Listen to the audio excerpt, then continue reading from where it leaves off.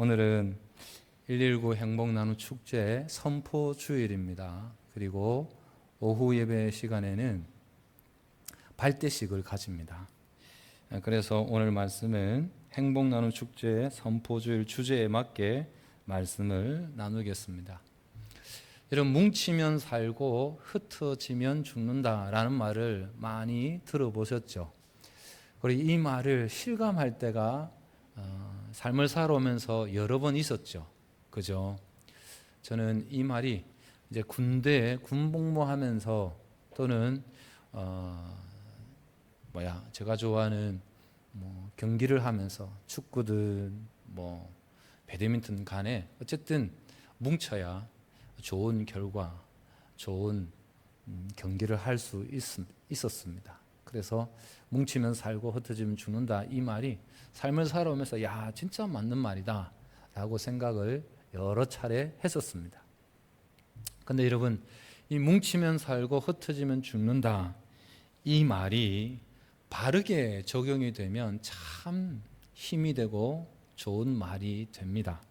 그런데 너무나 안타깝게도 좋은 의미에서 뭉치고 또 좋은 생각을 가지고 연합하고 그러지 않고 안 좋은 측면에서 또 그릇된 사상과 철학을 가지고 뭉치면, 힘을 합치면 굉장히 위험한 일이 될 수 있습니다. 특별히 하나님 없는 연합, 하나님 없는 하나됨은 너무나 위험합니다. 대표적으로 성경에 보면 하나님 없는 연합, 하나됨이 얼마나 하나님께서 싫어하시는지 보여주는 사건이 있습니다. 창세기 11장에 보면 바벨탑 사건이 바로 그 사건입니다. 바벨탑이 왜 세워졌는가? 말씀은 이렇게 증거해주고 있습니다. 함께 읽겠습니다. 시작. 또 말하되 자,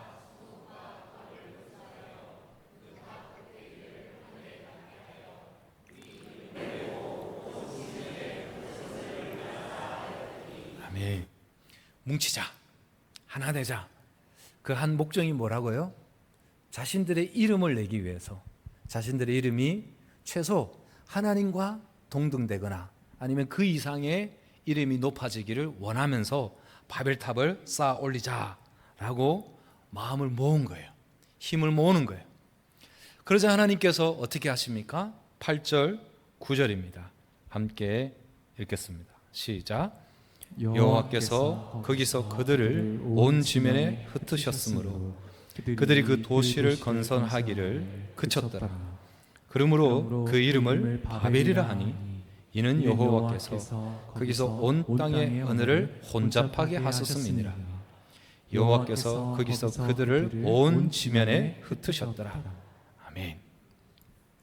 바벨탑의 계획은 실패하고 말았습니다. 왜냐하면 앞서 말씀드린 것처럼 하나님 없는 연합, 하나님 없는 하나됨이었기 때문이지요. 여러분, 오늘 우리가 본문으로 봉독한 이 사도행전 말씀에 2장에 보게 되면 성령 강림 사건 이후에 예루살렘 교회가 폭발적으로 일어서게 되는 것을 쭉 기록하고 있어요. 대표적으로 베드로가 한번 설교를 하면 3,000명, 5,000명이 주께로 돌아오는 놀라운 역사가 있었습니다. 그뿐만 아니라 이런저런 이적과 기사들이 나타나기 시작했습니다. 그러다 보니까 기존의 사람들로부터 정통 종교로 인정을 받고 있던 유대교가 긴장하겠죠. 그럴 수밖에 없겠죠. 지금까지는 자기들이 인정을 받고 사람들에게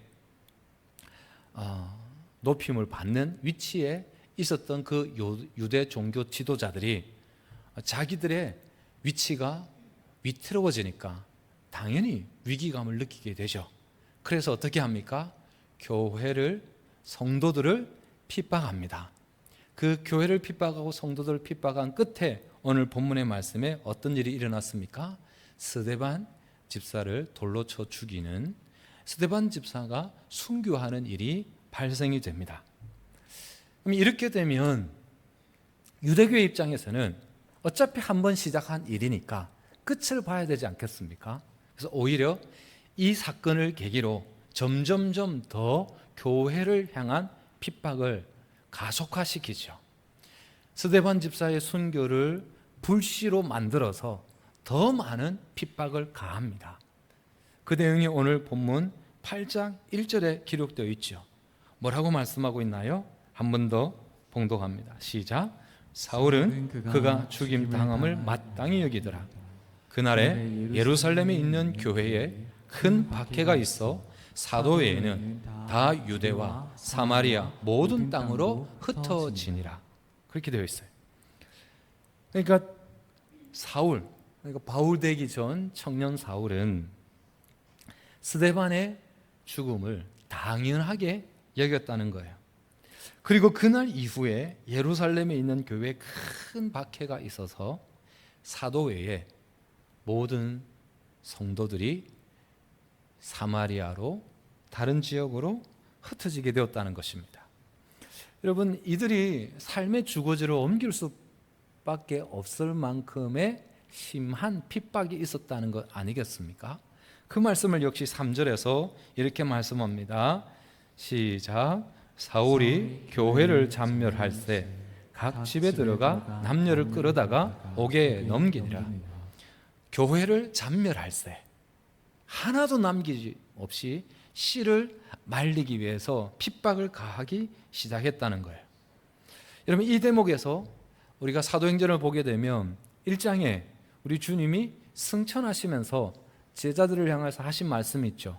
오직 성령이 너에게 임하시면 너희가 권능을 받고 온 예루살렘과 온 유대와 사마리아와 땅 끝까지 이르러 내 증인이 되리라 하시니라 하면서 승천하시잖아요.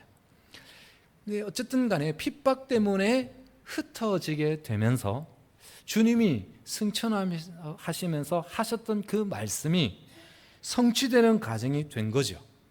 이런 핍박을 피해서 그냥 피한 것으로 맞춰졌다면 주님이 말씀하신 그 말씀이 성취되는 것은 아니었을 겁니다.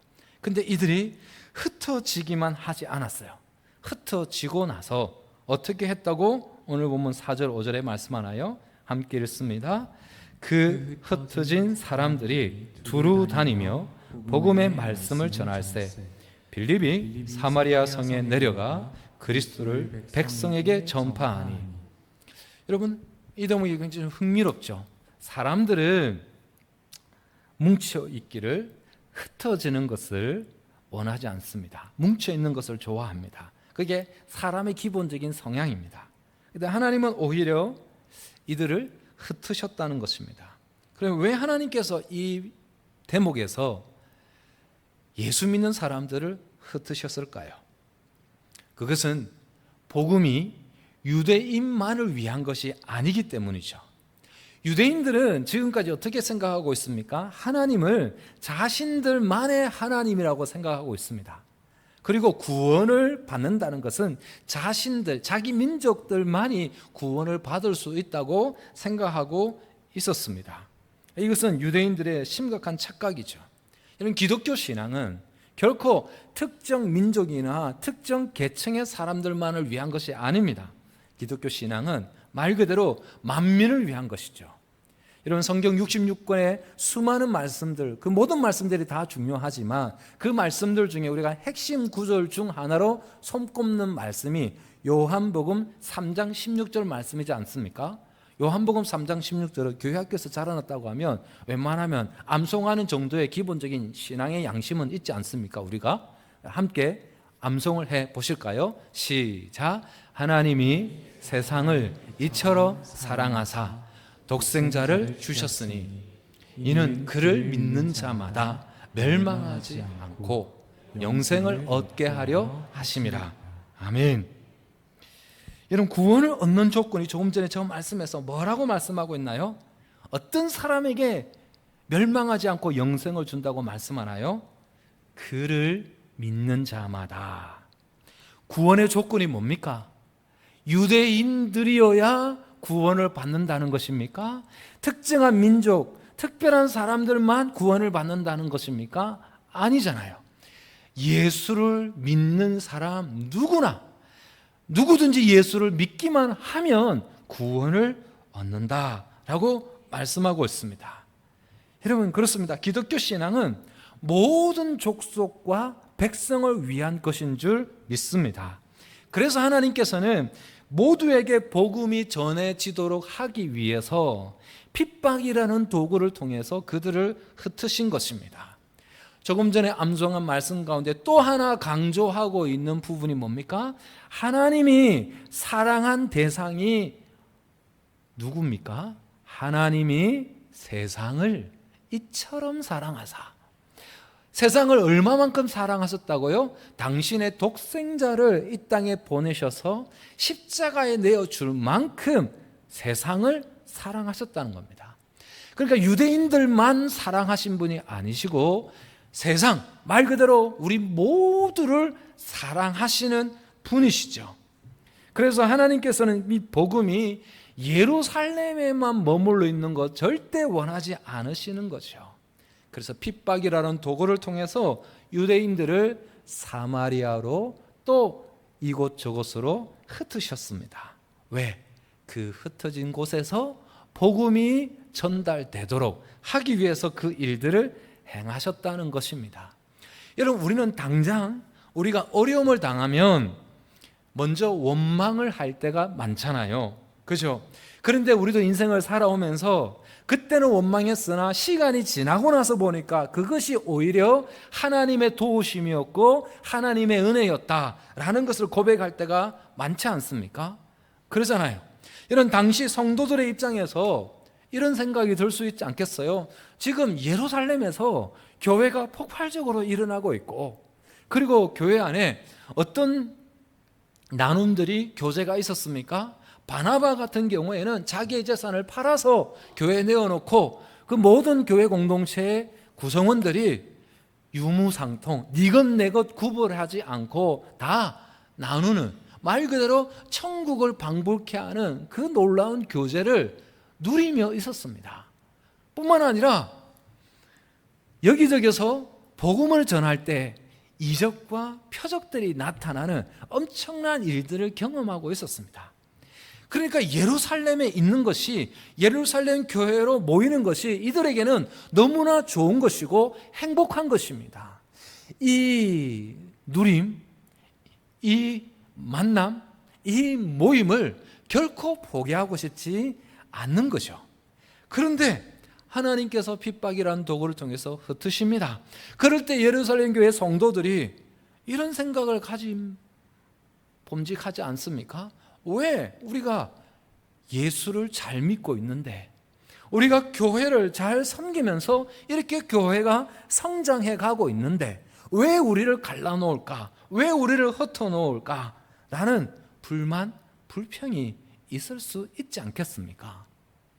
그런데 흩어진 그들은 그런 불평과 원망을 하기보다 흩어진 그곳에서 어떻게 했다고 말씀합니까? 6절에서 8절입니다. 한 번 더 읽겠습니다. 시작.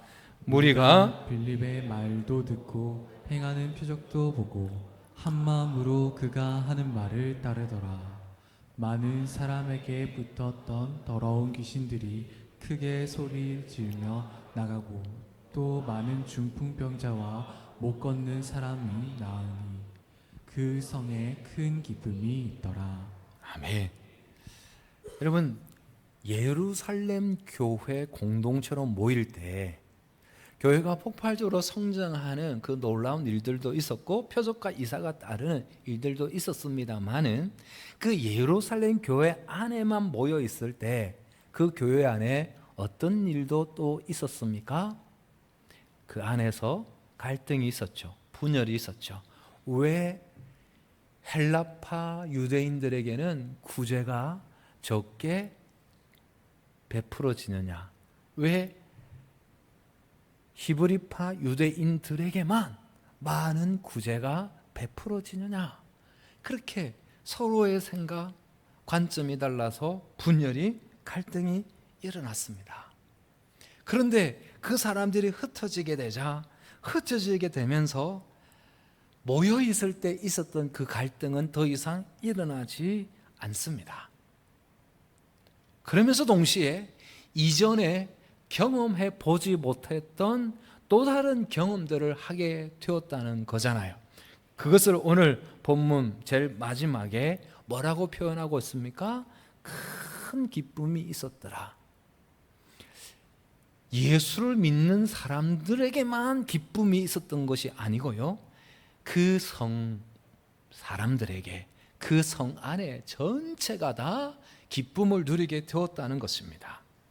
여러분, 성도들이 모여 있을 때는 경험해 보지 못했던 일들이 흩어지게 되자 경험하기 시작되었고, 그리고 더 놀라운 것은 흩어져서 복음을 전할 때 오히려 예수 믿는 사람들 뿐만 아니라 예수를 믿지 않는 사람들조차도 기쁨을 함께 누리는, 말 그대로 교회의 교회다움이 더 분명하게 드러나는 일들을 경험하게 되었다는 거잖아요. 그런 측면에서 여러분, 교회가 모이기에 힘쓰는 것은 흩어지기 위해서 모이기에 힘쓰는 거예요. 흩어졌을 때 복음을 전할 수 있는, 복음을 전해서 또 다른 기쁨을 나눠주기 위해서 우리는 모이기에 힘을 쓰는 것이고, 흩어지기 위한 교회가 될 때, 흩어지기 위해서 모이는 일에 힘쓰는 교회가 될 때, 그 교회는 건강한 교회인 줄 믿습니다. 그래서 여러분, 우리가 잘 흩어지기 위해서 먼저 잘 모여야 하는 거예요. 교회들마다 약간의 차이는 있습니다만 별일 없으면 교회들이 매일 새벽 기도회를 합니다. 매일. 그리고 수요일 모입니다. 금요일 모입니다. 소급으로 모입니다. 그죠? 그뿐 아닙니다. 우리 교회 같은 경우는 사역을 하면서도 모입니다. 화요일 날 예전사로 모입니다. 목요일 날 무료경로 식당으로 모입니다. 그뿐입니까? 토요일 날 우리 목장의 순서가 되면 예배당 청소하러 모입니다. 어제 같은 경우는 사남 목장에서 제가 부탁하지 않았습니다. 자발적으로 사남 목장에서 교회 전체 에어컨 필터 청소를 했습니다. 고마워해야 되지 않겠습니까? 네. 근데 본당에는 안 하더라고요. 좀 올라가서도 좀 닦고 그러면 좋은데 위험합니다. 본당은 안 하셔도 됩니다. 예, 농담입니다. 시스템 에어컨을 다 필터를 청소했습니다. 여러분, 왜 이렇게 모이기에 힘쓰는 것입니까? 반복해서 말씀드립니다. 잘 흩어지기 위해서입니다. 흩어져서 우리에게 맡겨진 사명을 감당하기 위해서 모이기에 힘쓰는 거죠. 예배 드리면서, 찬양을 통해서, 기도를 통해서 영적으로 무장을 하게 됩니다. 은혜를 공급받게 됩니다. 그 다음에 세상으로 흩어지게 될 때 세상 속에서 우리는 영향력을 발휘할 수 있는 것이죠. 그렇기 때문에 교회가 흩어지지 않고 계속 모이는 일에만 몰두하면 주님이 원하시는 교회를 세워갈 수 없고 절대 건강한 모습의 교회를 세워갈 수 없습니다. 그렇지 않을까요, 여러분? 모이는 일에만 몰두하면 어쩔 수 없이 끼리끼리 문화가 강해져서 배타적일 수밖에 없습니다. 여러분, 교회 성장학에서 말하는 것입니다. 기존의 교회에 새로운 교인들이 유입되지 않으면 그 교회는 반드시 갈등과 분열을 일으킬 수밖에 없다라고 말을 합니다. 교회 성장학적인 관점에서 충분히 설득력 있는 이야기입니다. 왜냐하면 늘 보는 사람만 보고 만나는 사람만 만나고 있는 사람만 있게 되면 어쩔 수 없이 내부 지향적일 수밖에 없고, 그러다 보면 누가 이 모임에서, 이 공동체에서 실세인가, 이러한 일에 관심을 가질 수밖에 없습니다. 외부로 눈을 돌리지 못하기 때문에 내부에서 누가 실세인가, 여기에 관심을 가질 수밖에 없기에 분열이 일어나고 갈등이 일어나게 되는 것이, 그게 어떤 공동체든 공동체의 생리를 할까요? 습성입니다. 그래서 여러분, 우리가 우리의 의지를 가지고 노력해야 하는 것이 있는데, 그게 뭐냐면 늘 만나는 사람들과만 만나면 좋지 않습니다. 새로운, 잘 알지 못하던 사람들과 교제의 폭을 넓혀가야 교제가 더 풍성해질 뿐만 아니라 말 그대로 우리의 마음이, 우리의 생각이 고여있지 않습니다. 흘러가야, 또 새로운 것이 공급되어야 우리의 생각이 건전하고 건강해집니다. 그래서 여러분, 자주 드리는 말씀인데, 늘 교제하는 사람만 교제하지 말고 새로운 사람들과 교제하는 일에 힘을 좀 쓰면 좋겠어요. 특별히 예배당에 예배를 드릴 때 혼자 앉아 계신 분들이 보이시잖아요. 그죠? 그런 분들에게 좀 인사도 나누시고, 한 주간 어떻게 지내셨나고 안부로 좀 물으시고, 식당에 가도 마찬가지입니다. 그렇게 교제를 나누면 좋겠습니다.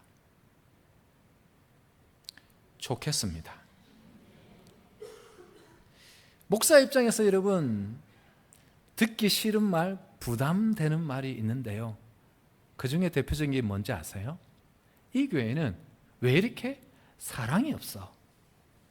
정말 듣기 싫고 부담스럽습니다.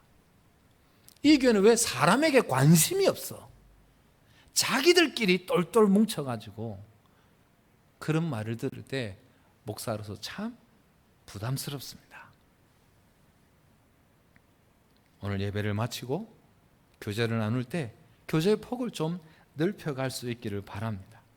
왜냐하면 그게 성경적이기 때문입니다. 우리끼리 여기가 좋습니다 하는 것은 절대 성경적이지 않습니다.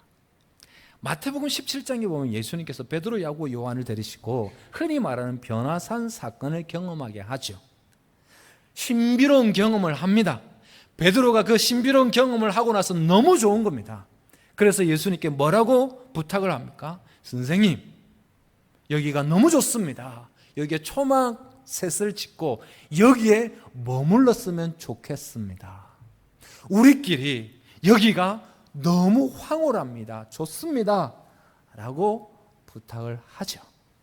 근데 주님은 산 아래에서 이미 사건이 벌어지고 있다는 걸 알고 계십니다. 그래서 산 아래 내려가셔서 그 문제를 해결하시죠.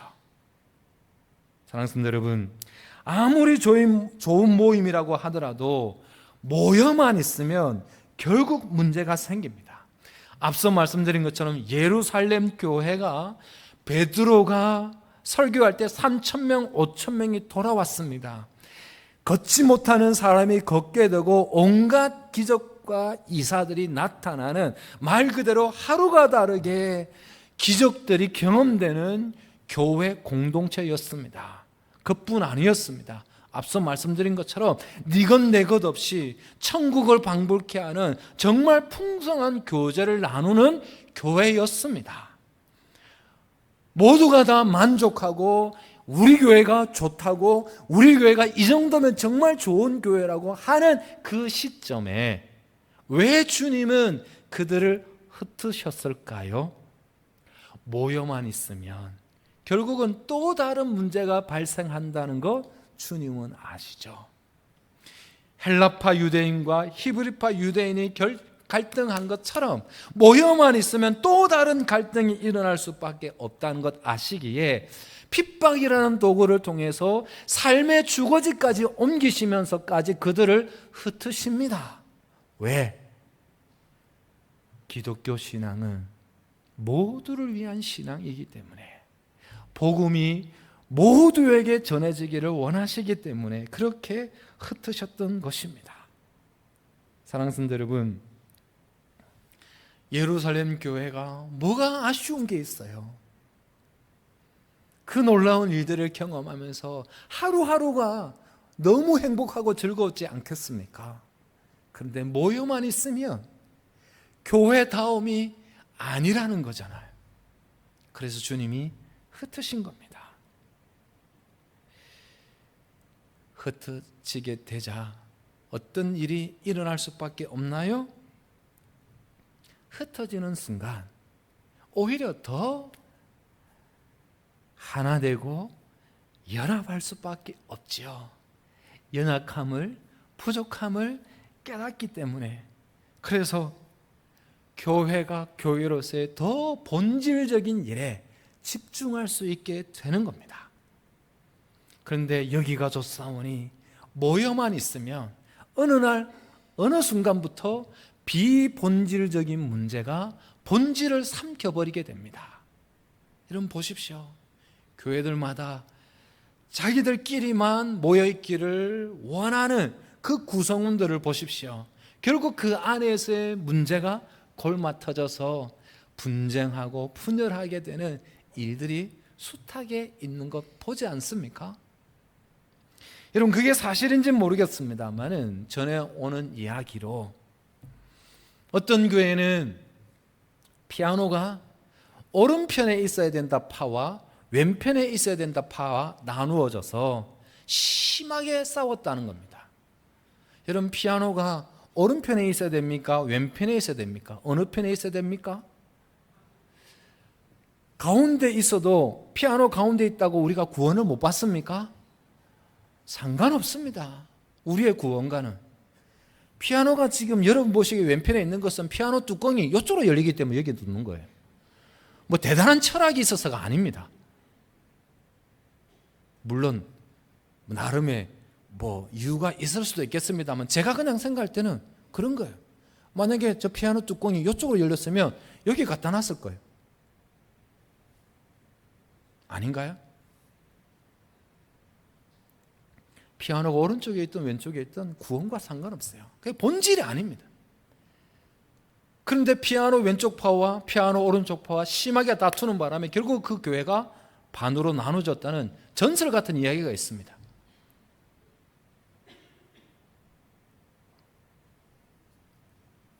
우리가 자녀들을 키우면서도 경험하는 거지 않습니까? 형제지간인데 자매지간인데 집안에서는 하루가 다르게 원수처럼 싸웁니다. 그런데 너무나 신기하게도요, 밖에 나가면 둘도 없는 영혼의 단짝처럼 일이 생기면 둘이 똘똘 뭉칩니다. 비유가 적절하지 않은 것 같습니다, 여러분. 교회가 안에만 머물러 있으면 여기가 좋사오니 그렇게 생각을 갖고 있으면 교회 안에서 또 다른 문제가 생겨날 수밖에 없어요.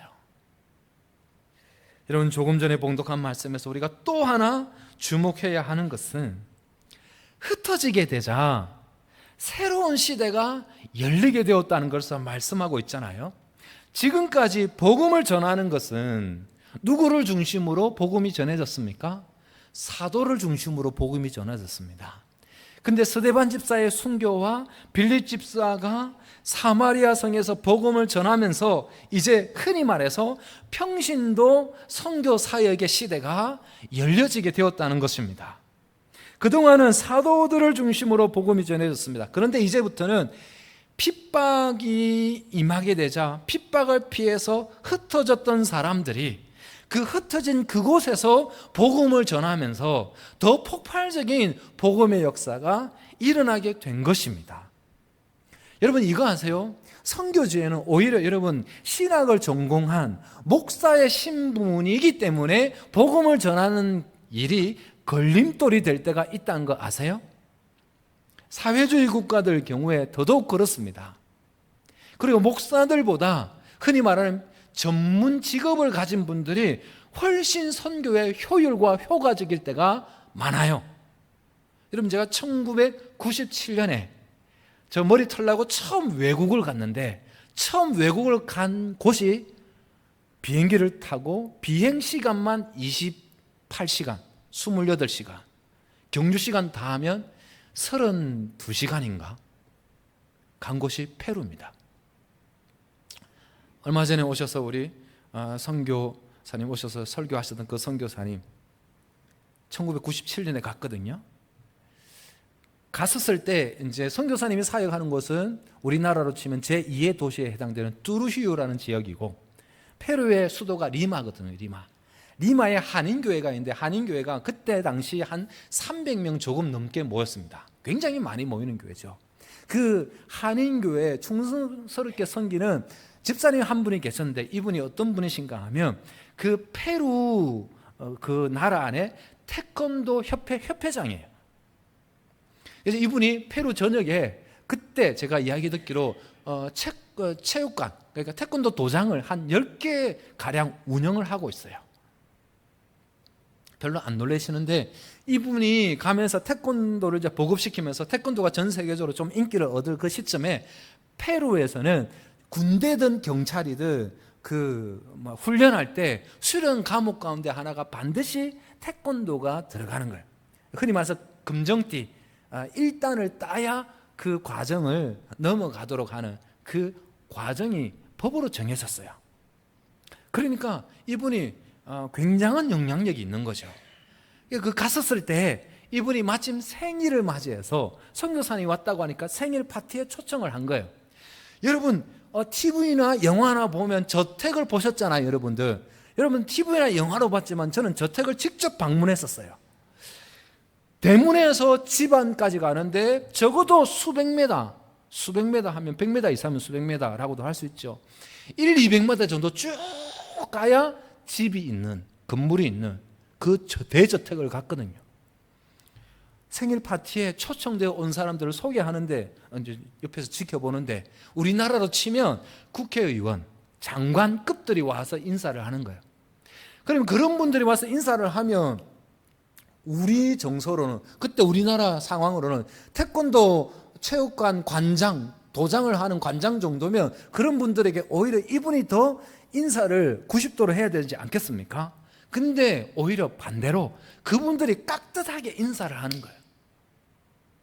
맛있는 식사를 하고 파티를 즐기고 나서 이제 배웅을 해주는데 그때 당시 1990년대 후반대에 여러분 벤츠 승용차 90년대 한번 타보셨나요?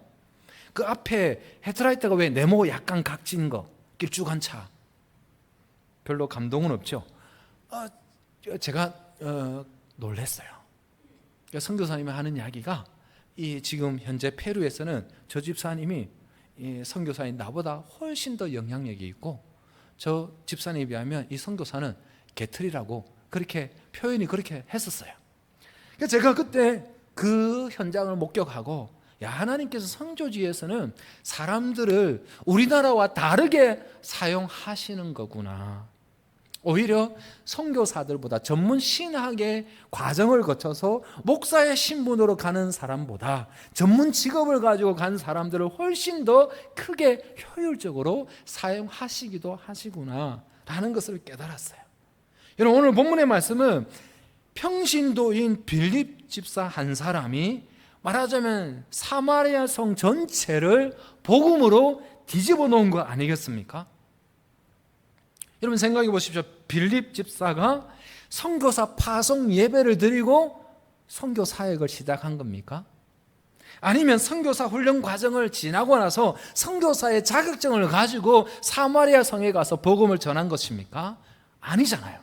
그냥 핍박이 일어났고 핍박을 피해서 흩어졌고 흩어진 그곳에서 복음을 전하게 되었을 때 선교사의 훈련을 받고 선교사의 자격증을 가지고 가서 전한 사람들보다 훨씬 강력하게 훨씬 놀라운 역사들을 일으켰다는 것을 성경은 말씀하고 있습니다. 저는 오늘 119 행복나눔 축제주일을 맞이하면서 하나님께서 우리 모두를 흩어진 선교사로 부르시고 계시는 줄 믿습니다. 그래서 오늘 이 시간 이후 119 11월 9일 주일이 되기까지 우리 삶의 자리에서 흩어진 그곳에서 선교사적 삶을 살아내는 저와 여러분들이 될 수 있기를 주님의 이름으로 권면하여 드립니다. 마지막으로 하나만 더 말씀을 드리자면 빌립 집사가 핍박을 받아서 주거지를 강제로 옮기게 된 거잖아요. 어쩔 수 없이 옮기게 된 상황입니다. 그러면 그 상황을 두고 마음이 불편할 수 있잖아요. 근데 그럼에도 불구하고 그곳에서 복음을 전했다는 것입니다. 사랑하는 성도 여러분, 오늘 말씀을 이렇게 적용을 하면 무리가 될까요? 하나님께서 사마리아에 복음이 전해지기를 얼마나 원하셨으면 그렇게 폭발적으로 성장해가고 있는 예루살렘 교회, 그렇게 성도의 교제를 풍성하게 누리고 있는 그 교회를 흩으셔서 삶의 터전까지 옮겨가면서 복음이 온 열방 가운데 전해지도록 하셨을까? 그것을 생각하면서 119 행복 나누 축제를 통해서도 만약 우리가 주님 여기가 좋사오니 주님 우리는 우리끼리 모이는 것이 좋고 편합니다.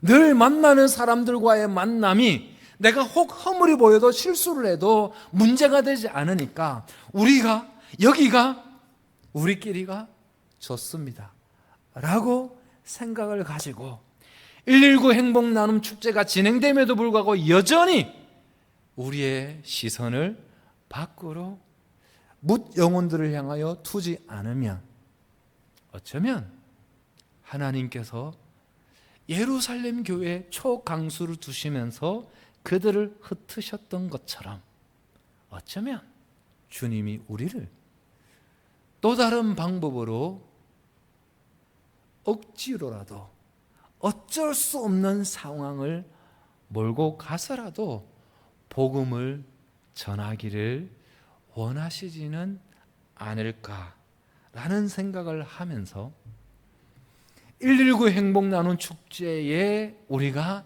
힘을 쏟고 마음을 쏟을 때 주님이 그 일을 통해서 일하시고 이전에 경험하지 못하였던 또 다른 일들을 은혜들을 경험하게 하실 줄 저는 믿습니다. 그래서 여러분 우리가 오늘 말씀을 통해서 빌립 집사와 성도들이 삶의 터전을 옮기는 과정 중에서도 복음을 전함으로 이전에 경험하지 못하였던 그 성에 큰 기쁨이 임하였던 것처럼 우리가 119 행복 나눔 축제 주일을 준비하면서 이전에 경험하지 못하였던 큰 기쁨을 피차 누리게 되는 은혜가 있게 되기를 주님의 이름으로 권면하여 드립니다.